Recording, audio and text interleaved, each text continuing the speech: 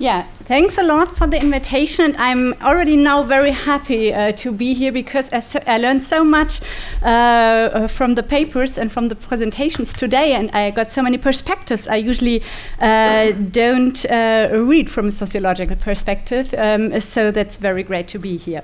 Yeah, you already introduced my topic. Actually, my lecture will cover a wide range, and I try to outline different challenges for present-day welfare states and to shed light on their interrelations. And I hope it is not too broad and the parts of the lecture make sense to you.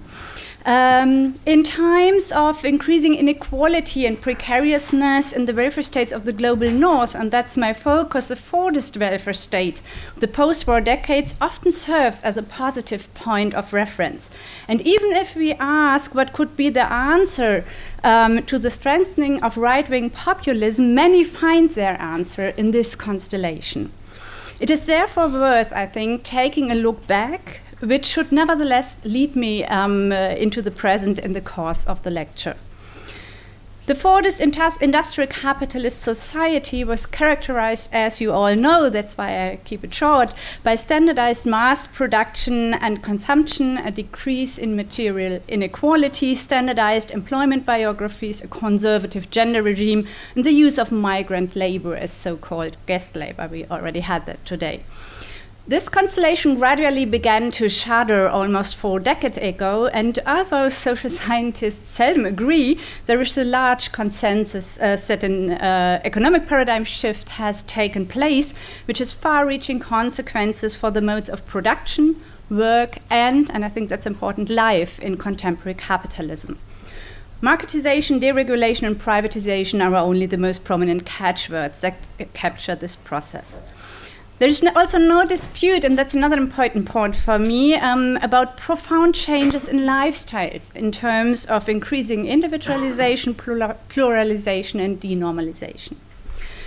I will briefly outline the rise of neoliberal capitalism in the following, in order to then, you see it there, to take a look at the crisis of neoliberal hegemony that we have been experiencing since the worldwide economic and financial crisis since 2008. These crises have aggravated social inequalities and divisions, and they create a completely new context for the political economy of welfare states in the global north. I would like to focus my remarks on the fact that neoliberal hegemony, you already mentioned it, is currently shaken less by left-wing emancipatory forces than by right-wing authoritarian forces. How can we explain this connection, especially in view of the fact that many right-wing parties are not consistently critical of neoliberalism? What will occupy me most of all is the most prominent explanation of the growing strength of the right, as it is currently defied in the media, in science, and in politics.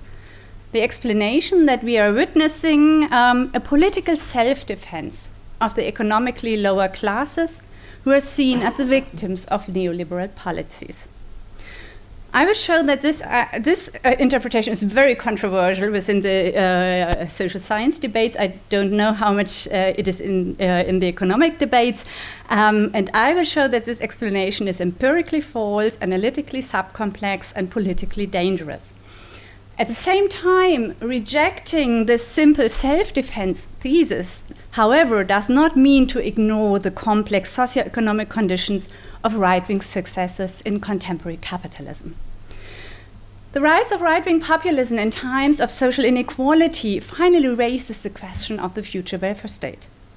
Bringing together these developments with multiple social challenges we already heard about today, such as demographic change, new gender and family relations, and migration, I will discuss in how far we are witnessing fundamental welfare state changes.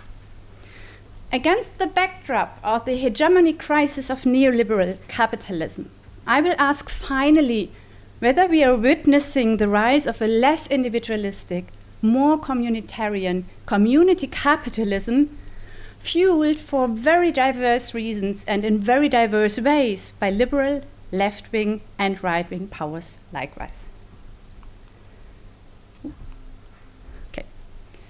First, the welfare state under attack and the rise of neoliberalism. Just a short review on what happened. I think most of you know this story. The short dream of everlasting prosperity came to an end with the oil crisis of the 1970s and the emergence of mass unemployment. Due to technical rationalization and an increasing globalization of production, industrial wage labor as a guarantee for the stable social integration of autochthonous men came to a standstill. Robert Castell has written about it extensively.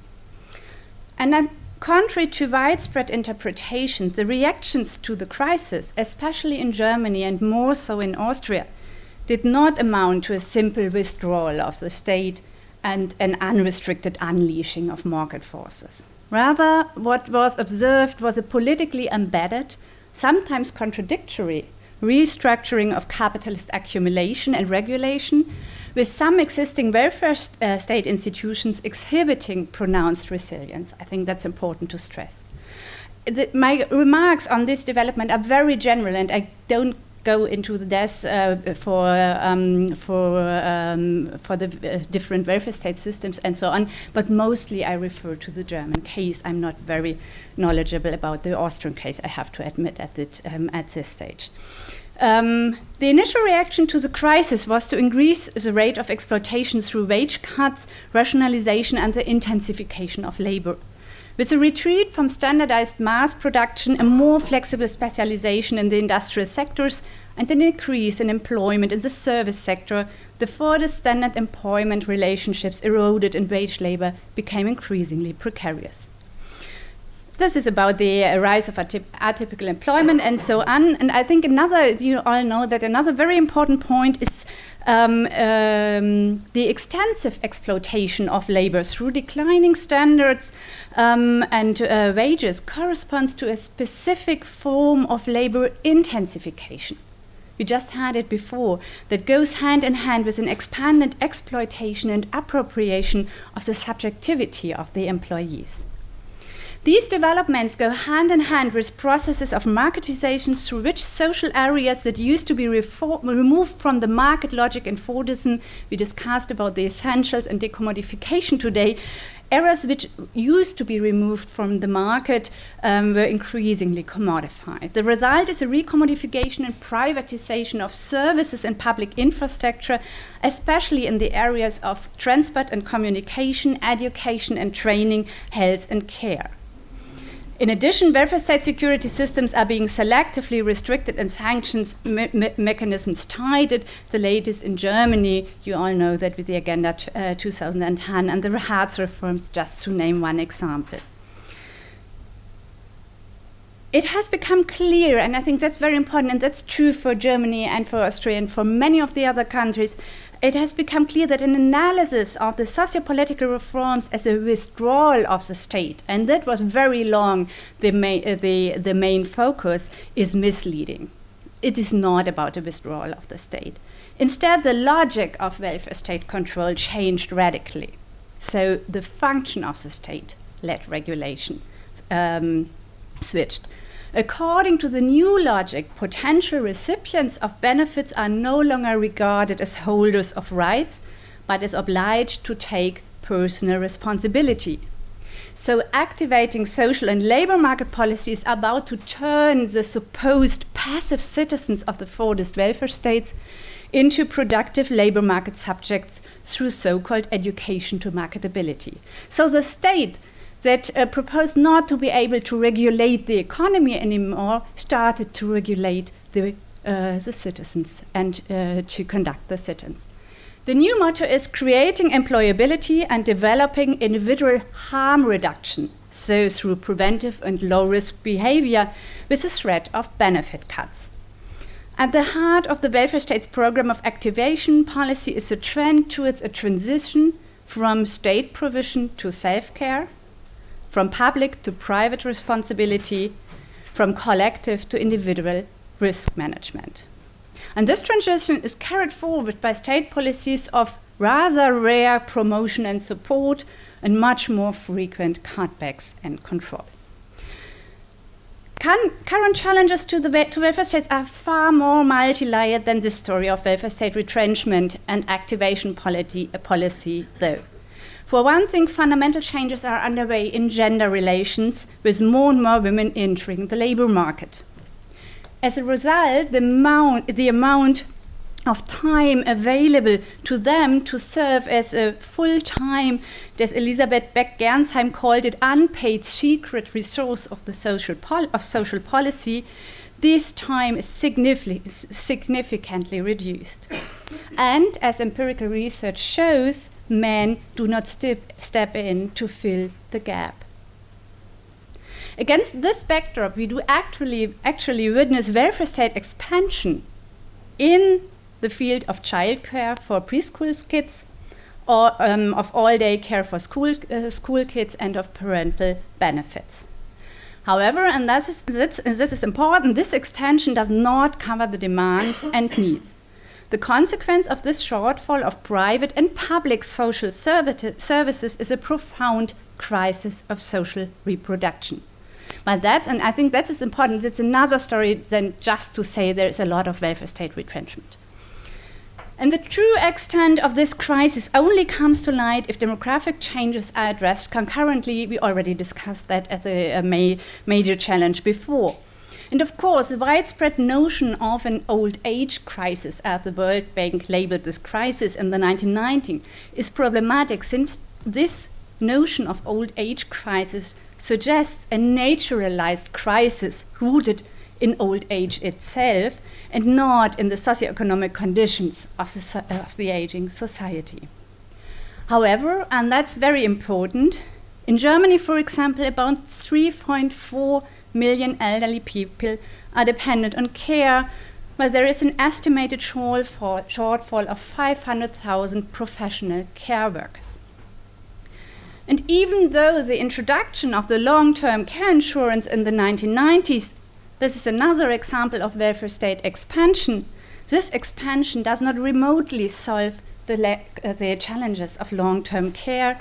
Contrary to health care insurance, long-term care insurance does not provide comprehensive cover, but relies heavily on private and family-based care work. The outlined developments undermine the reproduction of one's own and of new labor force, as well as of the caring for those members of society who are dependent on it.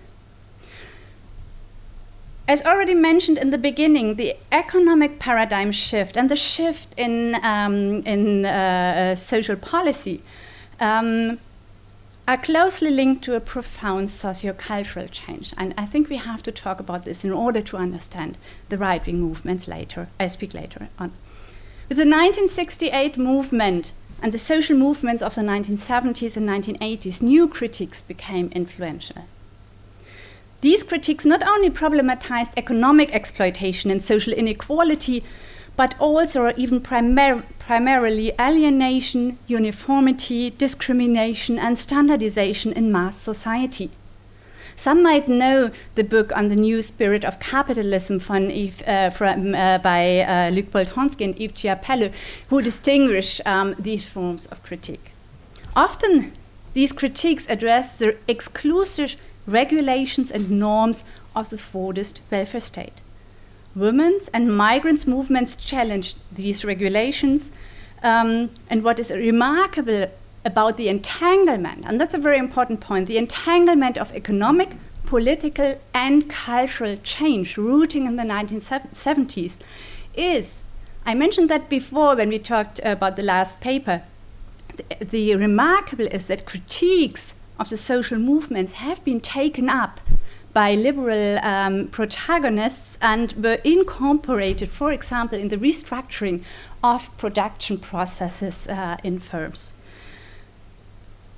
So emancipatory ideas were reframed and integrated into a more flexible model of capitalist accumulation. And thereby they served somehow as a kind of legitimate resource. I think we do not understand the power of neoliberalism when we neglect this cultural dimension. And for example, Stuart Hall, who analyzes the politics of Thatcher as a kind of authoritarian populism, he writes exactly about this, that we have to understand that she was very successful to reframe her economic program in ways that were interesting for people who looked for more plurality and individualization. The ambivalence of this development is that despite the appropriation and reinterpretation of emancipatory perspectives within the neoliberal context, real gains in autonomy and recognition can be recorded, especially for women, healthy elderly, some groups of migrants, and some disabled people. So the narrow Fordist fields of male, healthy, heterosexual, autochthonous normality has not completely been overthrown. We all know about the existence of sexism and racism and so on, but the margins of the normality are much more permeable than before. So the often nostalgic glorification of the Fordist class compromise, which is peculiar to many critiques of neoliberalism and which has a true core, I don't want to deny that. But these glorifications ignore these ambivalences and ignore the fact that the security promise of the 1960s and 1970s was primarily aimed at a very distinct group. I will come back to this later. So, despite considerable differences between the welfare states of the early industrialized North, a hegemony of neoliberalism has emerged against the background I have described before, forced by the fall of the Berlin Wall in 1989. This is the case with all gradations and differences characterized by the affirmation of global free trade, the dominance of the financial markets, the shift to supply-side policy, with clear privileged treatments of the interests of companies and systematic austerity policy. As an effect, we observe the significant increase in social inequality. You all know the data. And although Francis Fukuyama proclaimed the end of history after 1989, understood as the final victory of the twinning of market liberalism and democracy, no constellation lasts forever. And the financial and economic crisis since 2008 following herald a new era. Shortly after the bursting of the US real estate bubble and the bankruptcy of the investment bank Lehman Brothers in autumn 2008, it looked as if the financially dominated flexible capitalism has reached its limits, overrun by its own success. I did a discourse on a newspaper coverage of the crisis in the first months, and it was really surprisingly skeptical whether or not there is a future for financial capitalism. The radical why overrun by its own success? Just some short remarks. The radical redistribution of income in favor of capital owners and high earners, supported by the partial privatization of old age provision in many countries, has produced huge amounts of private money, which in search of profitable investment opportunities have led to the partial separation of the financial sector and the real economy. The result is an over-accumulation of asset investment and an asset investment crisis of historical proportions, the systemic causes of which are widely ignored.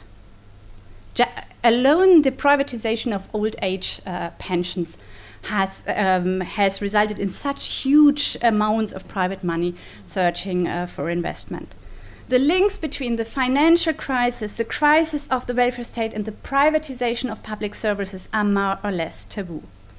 Instead, the nationalization of private losses in the wake of the financial crisis has increased the pressure on public budgets. So we had an indebtedness crisis, and this aggravated the crisis of social reproduction.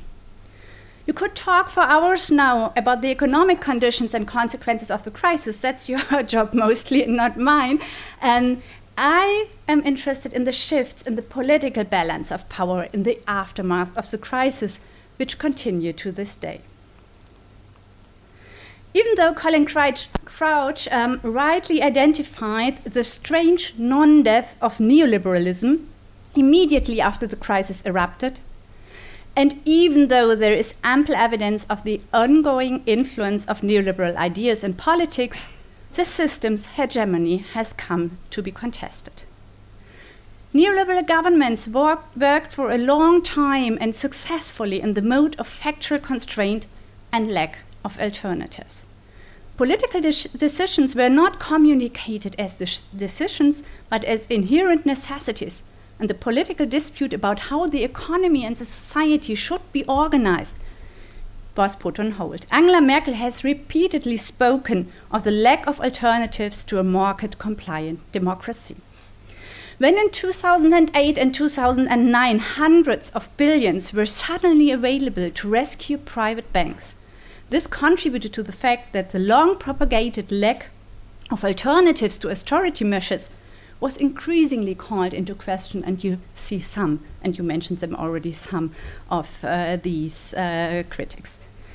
Social protests around the world, electoral victories of radical left-wing parties in Greece and Spain, controversies within the European Union about German-led austerity policy, and the problematization of growing inequalities by former neoliberal hardliners such as the International Monetary Fund.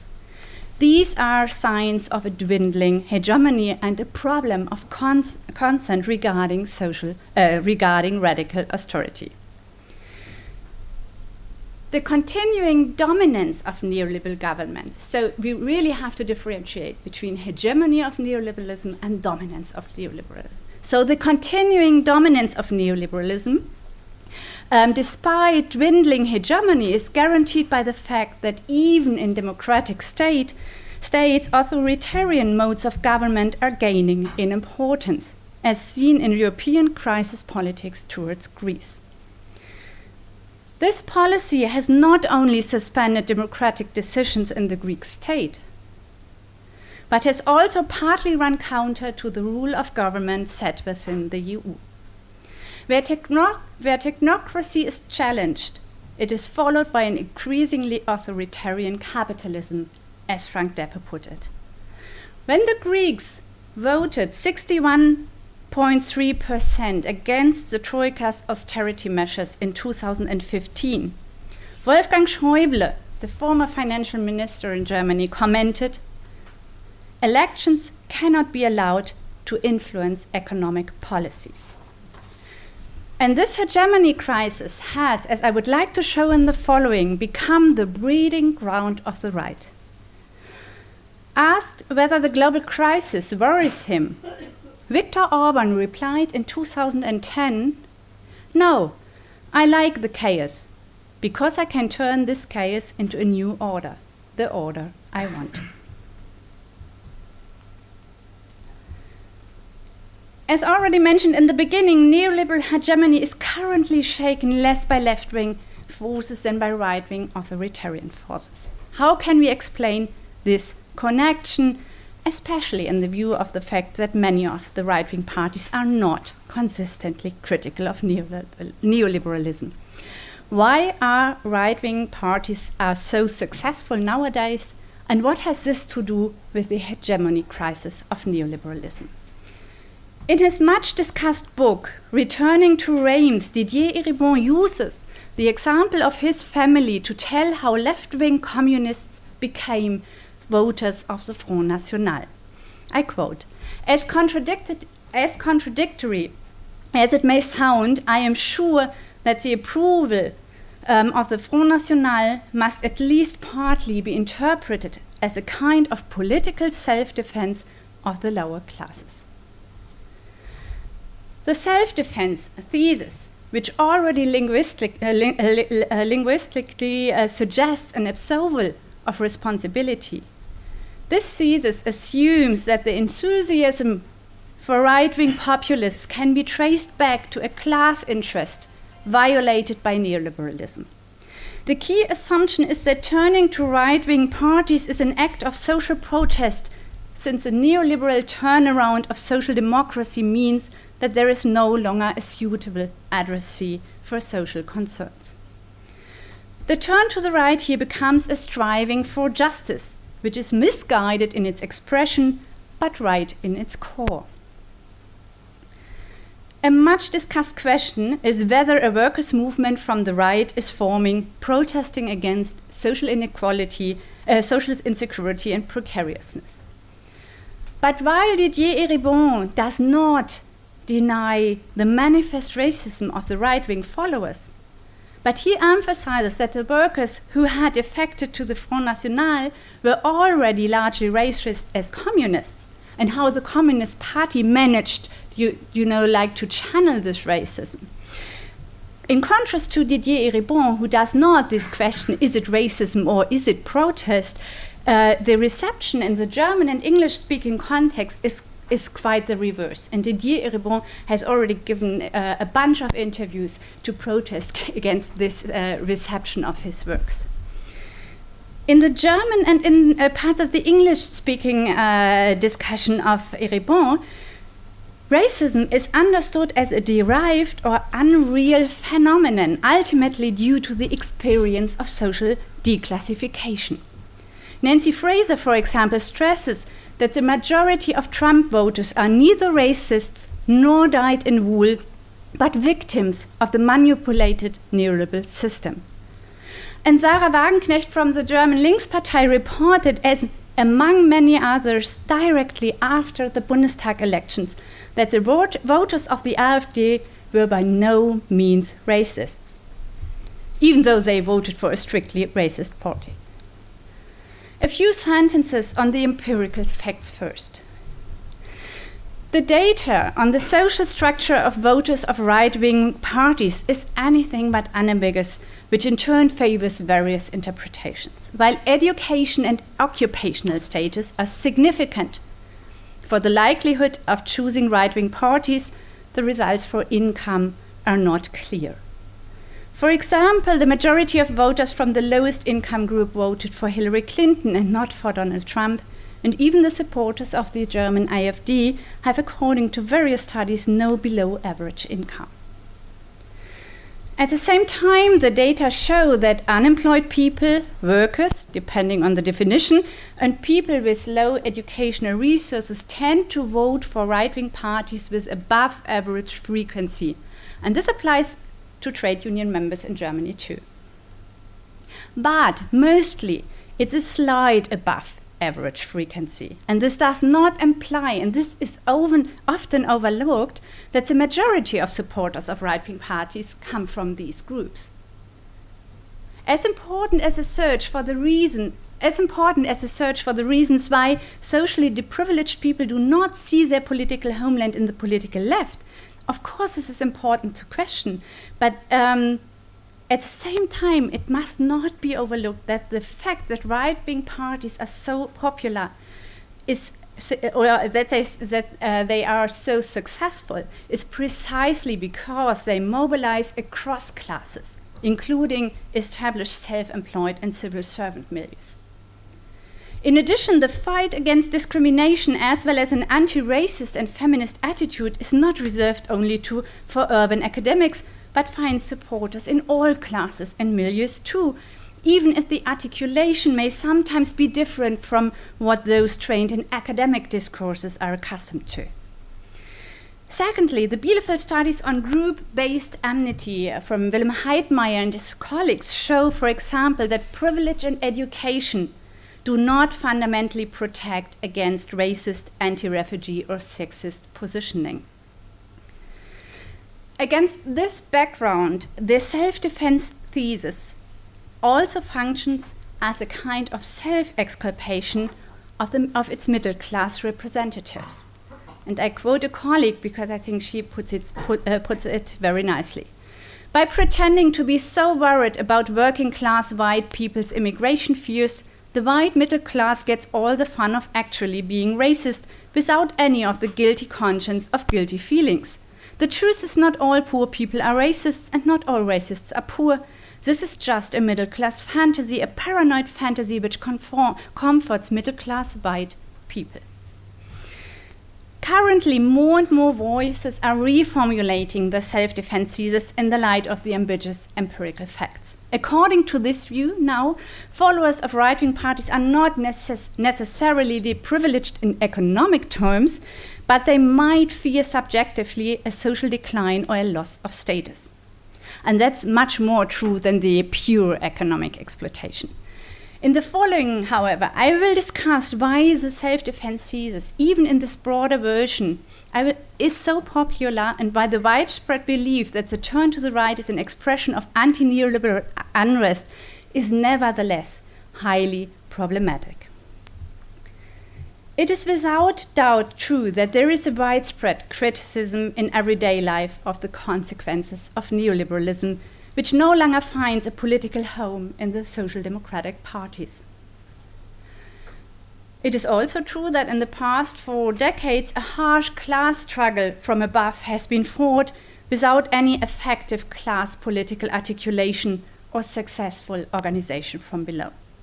False, however, for a variety of reasons, is the self-defense thesis.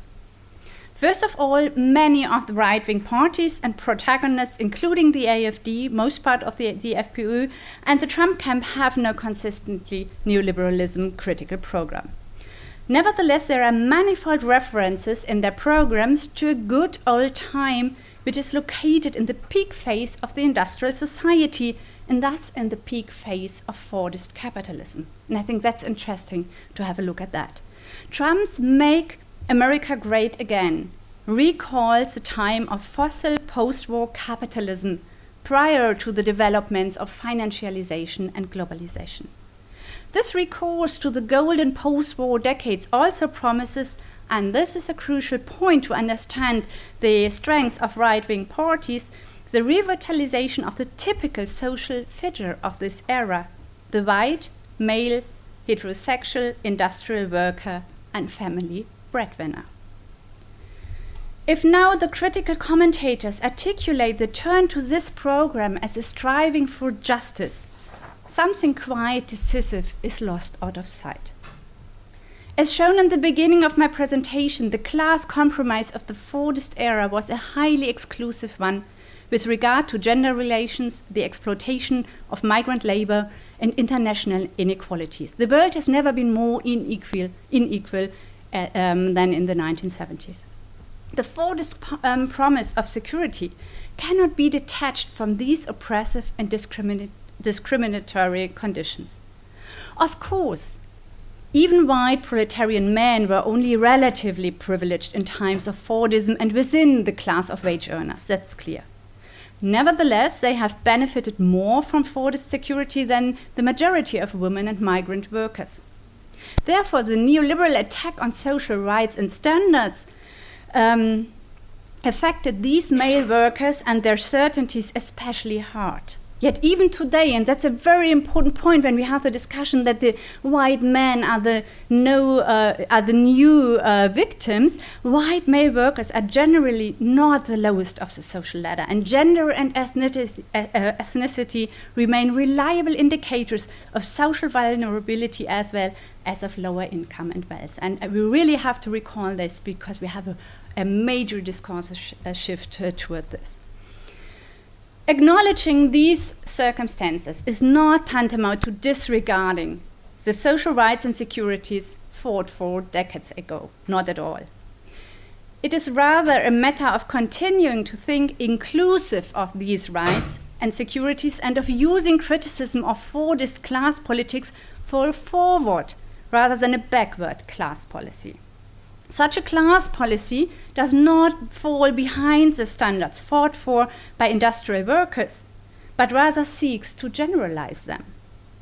Such a class politics would drop the implicit norm of white male industrial workers and ask for the structural connection of racism, sexism, nationalism, and capitalism. Because, as my colleague Jeff Sperry aptly points out, the queer female immigrant staffing a call center in New York belongs to the working class just as much as a beefy coal miner in a Midwestern Rust Belt town. The nativism voiced by some blue-collar Trump supporters is not, in other words, the authentic and unchanging expression of working class experience. Right-wing parties, and I think that's very important to see, do not revitalize the social rights of the Fordist class compromise, but rather refer to the racist, sexist, and nationalist exclusions of this social arrangement. The criticism is directed above all against the pluralization and denormalization of life and lifestyles that was dynamized in neoliberalism, although it was fought for by emancipatory social movements. One can say that this criticism is directed precisely against the so-called progressive elements of neoliberalism, as Nancy Fraser called them, including anti-discrimination policy, diversity politics, protection of minorities. Donald Trump's "Make America Great Again" actually means, as Wendy Brown put it, "Make America white male again." This is a critique of neoliberalism, but it is a regressive critique of neoliberalism to the effect that a certain population group, white autochthonous men, is offered the prospect of being relieved of competitive pressure from others, primarily women, migrants, and workers in other countries. This is the offer of a privileged status which makes competition less strenuous, but it does not challenge the competitive pressures of neoliberalism. Under no circumstances is this emancipatory connectable, but it is obviously very attractive to many, mostly white men. There are strong indications that the success of the new right is also a reaction to the partial upward movement that took place in the tradition to post-Fordism, especially for qualified women, gay men and lesbians, or some groups of migrants. These upwards movements challenge the centuries-old certainty that the dividend of white masculinity will pay off reliably. The fact that almost twice as many men as women in Germany voted for the AfD, which is sociodemographically clear but never discussed, interestingly. I think this fact can probably also be attributed to the fact that everyday freedoms have increased in the past 4 decades, especially but by no means only for privileged and academic women, but for many women. The self-defense thesis ignores precisely these connections and accentuates only the need for protection of those who turn to the right, but not the often very explicitly formulated claim to privileges vis-à-vis other population groups. Closely connected with the self-defense thesis is the diagnosis of a cultural struggle that rejects the alleged superiority of minorities and the cultural devaluation of the working class milieu. This cultural notion is very popular too. This argument is connected with the assertion that not only social democracy, but the left in its entirety has neglected class and social political concerns in favor of cultural questions of gender and race equality, anti-discrimination and emancipation. A prominent protagonist of this argument is the US American cultural scientist Mark Lilla. You might have heard of him, who argues for a new left-wing liberalism that would concentrate on broadening its base and address Americans as Americans, giving priority to those concerns that are close to the hearts of the majority of the population. Smaller concerns that are symbolically strongly charged and that could deter potential allies, especially questions of sexuality and religion, would be treated discreetly and with a sense of proportionality.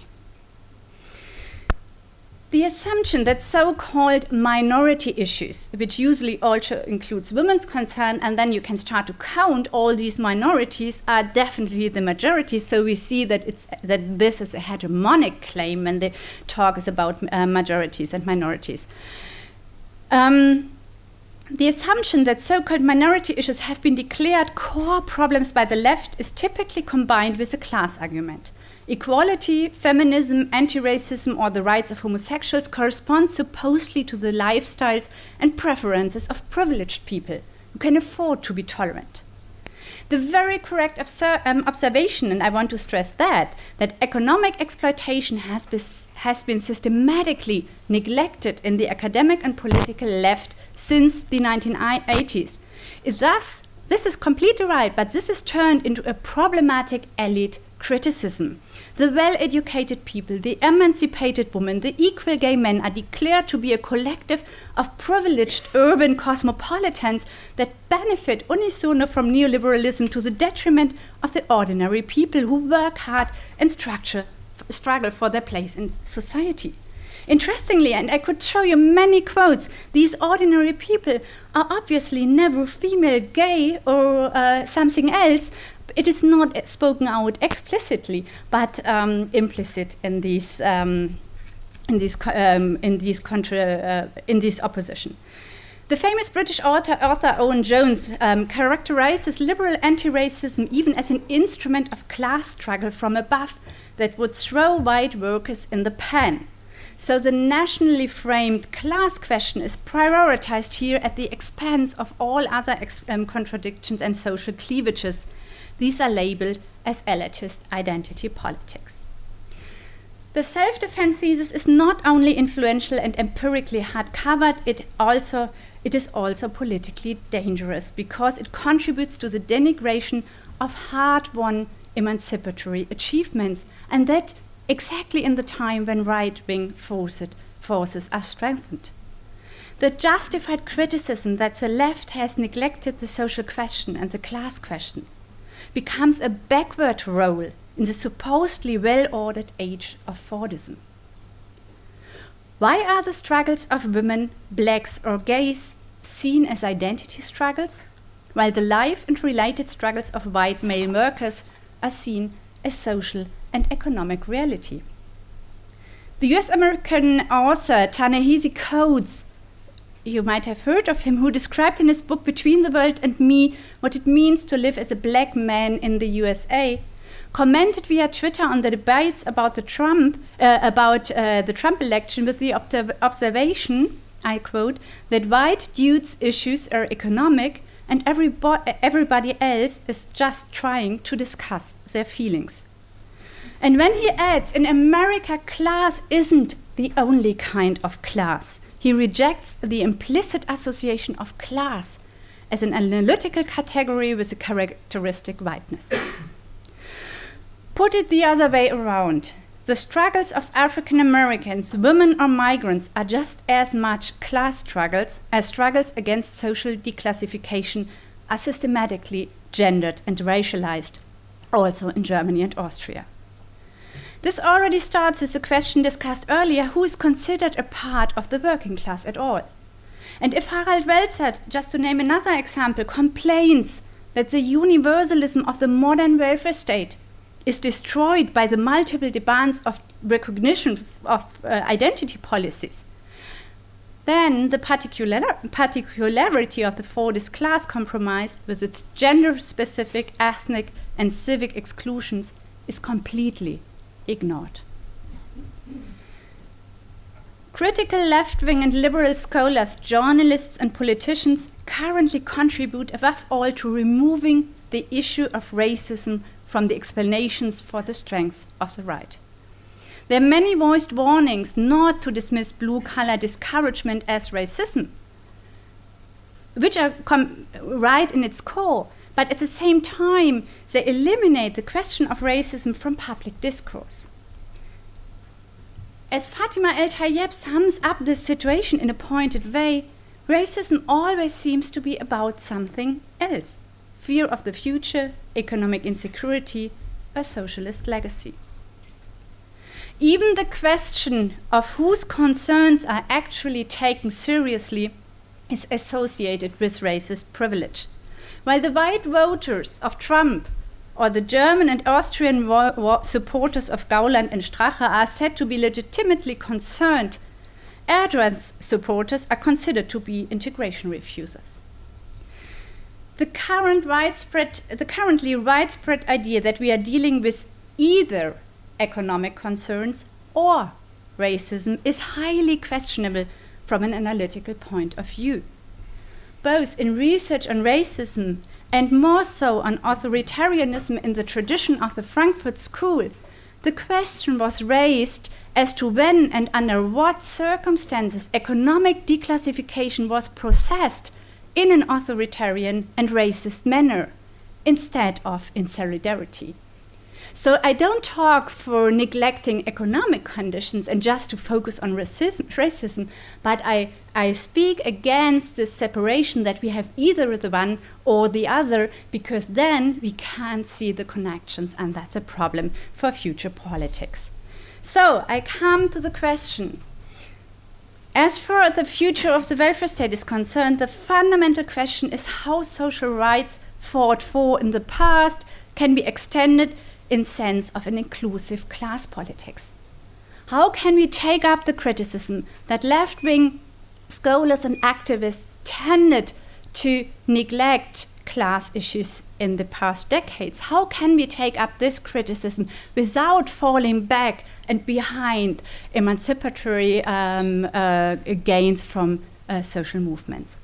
An answer that focuses exclusively at the supposed majorities of the population, I already taught it's not a quantitative majority, is misleading. Moreover, it has to be mentioned that the nostalgically framed look back often fails to recognize that the reduction of social inequalities within the forest welfare states of the North was accompanied by a huge international prosperity gap.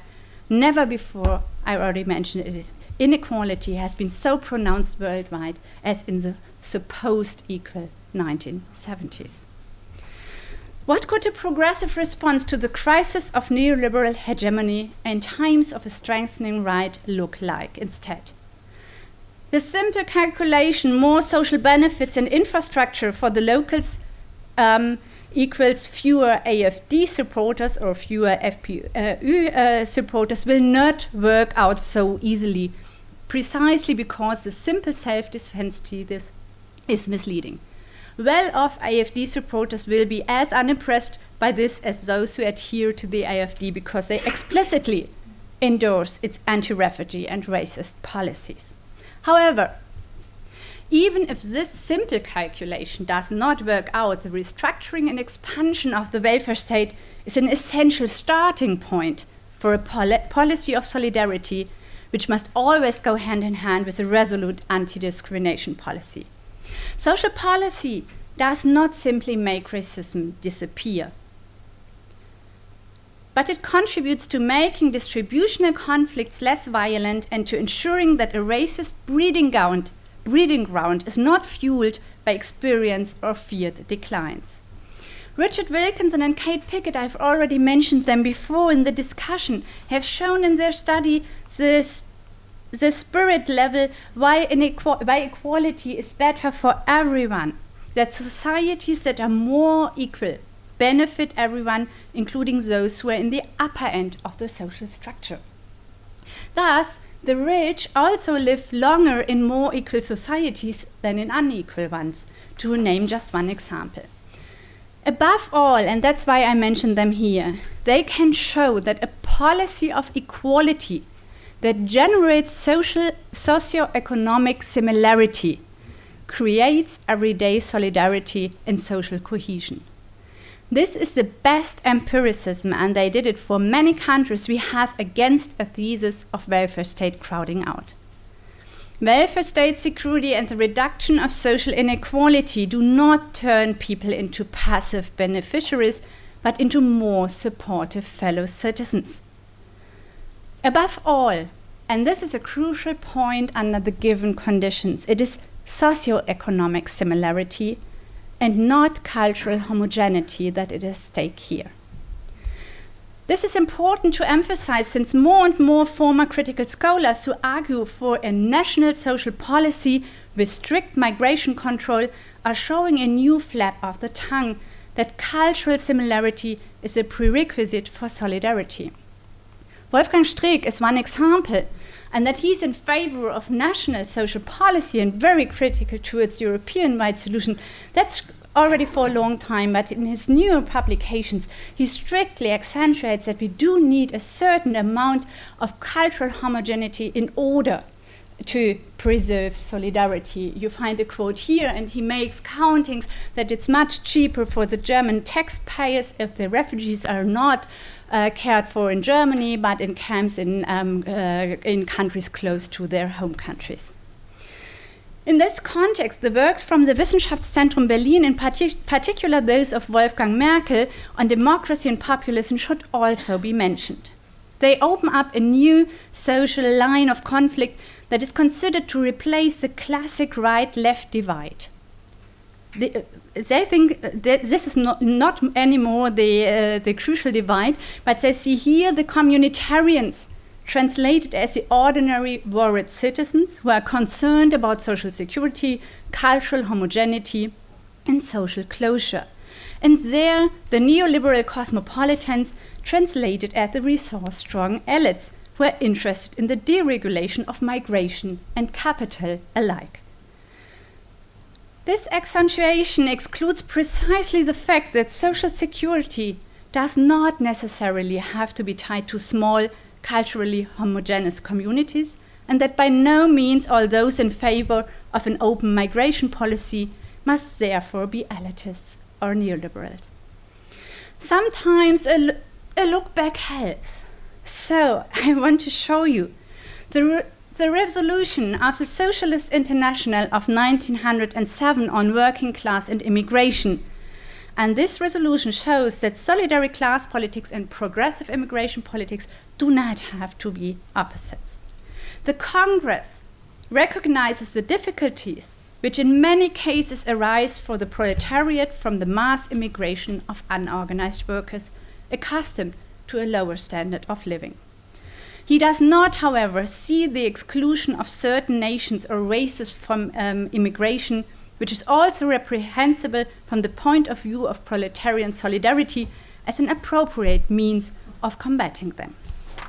It therefore recommends the following measures: statutory occupational health and safety by shortening the working day and introducing a minimum wage, the abolition of all restrictions which exclude or impede certain nationalities or races from staying in a country, and the social, political, and economic rights of the natives.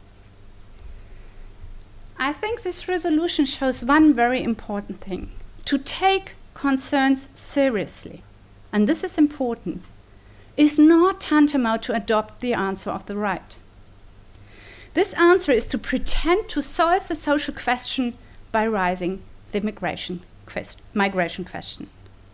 On the contrary, and that's very political now, but I think it's true, to take worries seriously should mean to show that the division of the poor and vulnerable is always in the interests of those in power.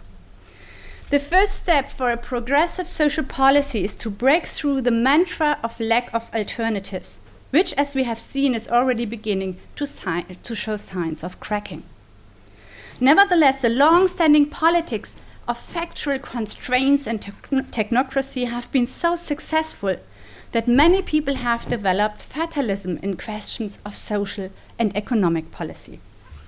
We see this in survey results, which show that many people are dissatisfied with increasing social inequalities, but at the same time believe that this is inevitable in today's globalized world. In fact, this fatalism is fatal for solidarity with refugees and immigrants. Why that? The admission or rejection of refugees appears as the last reminder of the political capacity to act in the face of social conditions generally determined by the economy. Against the backdrop of the experienced powerlessness to shape and design social and economic policy, the expectations of power to act is thus shifted to the field of migration and refugee policy. The power to act must therefore be regained in the economic and socio-political field. And I think that's a really important point. Comparisons of European welfare states show that there is considerable room for maneuver here. If assets and inheritances are hardly taxed, it is no wonder that the wealth inequality in Germany and in Austria is greater than in all other EU countries. A glance at France or Spain, just to name two countries, shows the influence of national tax policies on wealth inequality and the political maneuver to design these policies. So I come to my concluding remarks and will keep the part on community capitalism very short because I'm talking already for almost an hour. The point which is important for me here is that with the financial and economic crisis since 2008, the crisis of neoliberal hegemony and the rise of right-wing forces, the social question is back on the political agenda. And if we want to go more in detail than what I did in the last minutes, we have to talk more nuanced or more differentiated on the social question, because as I already sketched in the beginning, we have to take into account the crisis of social reproduction. So I want just to make the argument at the end and then to show that you can read it, for example, in this article. I think if we are talking about the future of welfare state, I see the rise of something we have called in Jena community capitalism. In times of welfare state change and demographic transformations, as well as simultaneous changes in gender and family relations, a government through community is emerging, aimed at appropriating and exploiting new fields of work. This comes from a Marxist feminist perspective to say that unpaid labor is something as the heart of capitalism. And as I already talked about before, since more and more women are not full-time homemakers and the demographic challenges at the same time, new unpaid labor has to be acquired and appropriated. And in this way, the government of communities, so that is the government of unpaid resources in voluntary work, in neighborhood help, but also the whole topic of active aging is actually less about staying in the workforce for ages, but we did a huge discourse analysis on that, but to exploit the reproductive resources of those who are cared for and who have an income by their pension benefits and who are now asked to pay back for her rents, which is not anymore, the price for your lifelong commitment in the workforce, but to your reproductive involvement in retirement age. What I can develop here is that I think that there is an